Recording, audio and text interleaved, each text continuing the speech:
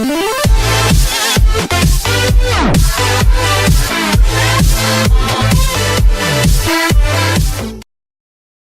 McCovey rebuts Joe Morgan, says it's a sin Barry Bonds isn't in Hall of Fame.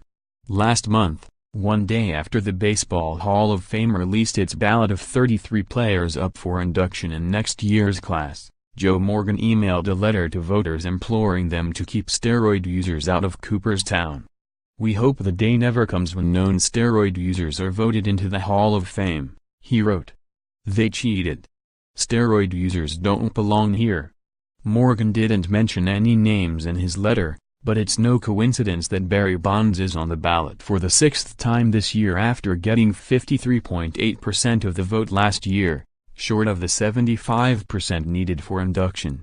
Bonds is alleged to have used steroids during the second half of his career, when he won 4 straight National League MVP awards and, in 2001, broke baseball's single-season home run record held by Mark McGwire, who admitted to using performance-enhancing drugs during that record-breaking season in 2010.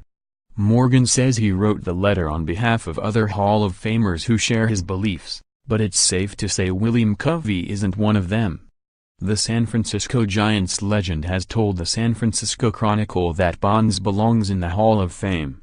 "I just think it's a sin he's not in there," McCovey said.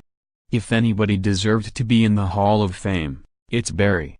That letter Morgan wrote sure is not going to help Barry, he continued. "But I'm glad to hear a lot of the writers say the letter is not going to influence their vote because I know a lot of it is aimed at him. I wasn't too happy about it." "You're naive if you don't think it was aimed at Barry." McCovey said he and Morgan are really close and that the former Astros and Reds second baseman is one of my best friends.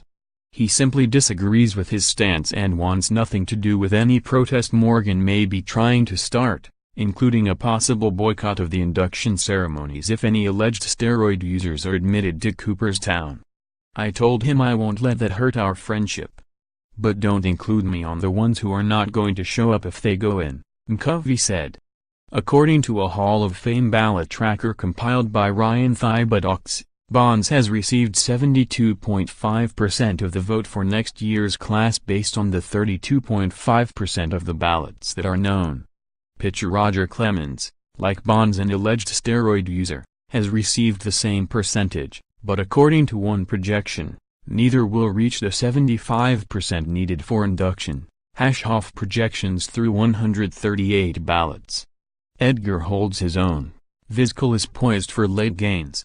https://t.co/c2rv0bcpic.twitter.com/zkhs1flo5y, Nathaniel Rakic, at Baseblot, December 30, 2017. After the votes from the Baseball Writers Association of America are counted, the inductees will be announced on January 24.